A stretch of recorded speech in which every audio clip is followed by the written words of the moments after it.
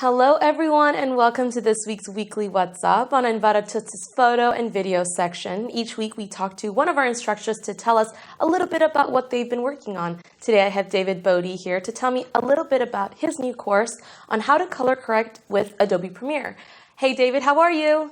Doing fine, Shruti. So tell me a little bit about this course. I know that the key takeaway is having this color workflow. What's that all about?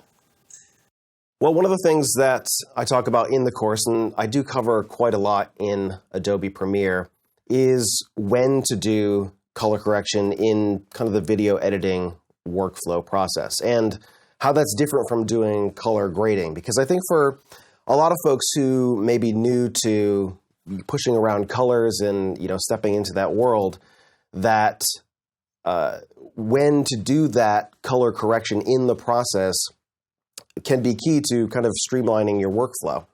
So that's one of the things that I talk about in a lesson. When does that happen? When does that happen, and why that makes it optimal for saving time. So what exactly is the difference between color correcting and color grading? So color correction is when you are trying to get what you might call a homogeneous look between a sequence of shots. You're basically neutralizing colors and exposure and saturation so that your sequence, all of the shots in your sequence, essentially look the same.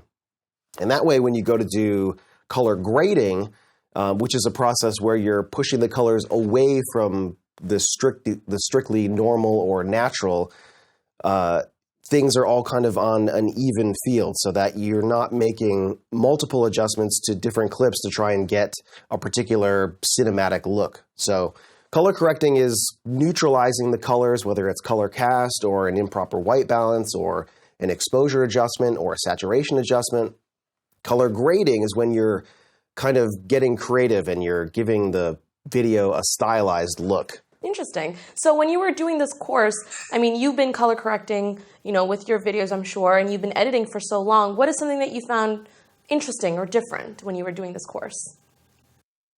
One of the things that I learned quite a while ago and that I show how to do in the video is how to do really fast color corrections with kind of isolating just a portion of the screen. And I go over how to do that. So if you have anything that's a neutral color, whether that's white or gray or black or essentially anywhere in between, as long as there's not a lot of color in that little area, you can take it and isolate it and then balance the red, blue, and green.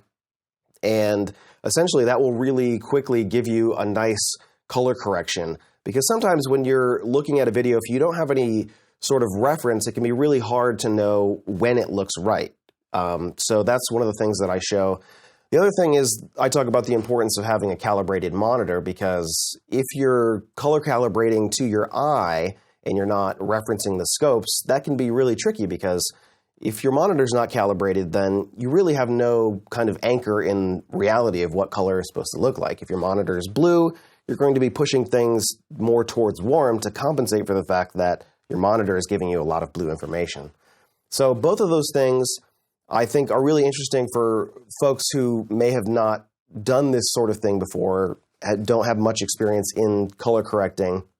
And I show you a few processes that make it really, really quick to get some really accurate color corrections. That's actually incredible. And I'm learning something new just talking to you right now. So I'm pretty excited to watch your tutorial and your course. Thank you so much for being here with us and telling me a little bit about your course. Sure thing. And that's all we have for this week's Weekly What's Up. Catch you guys really soon. Bye.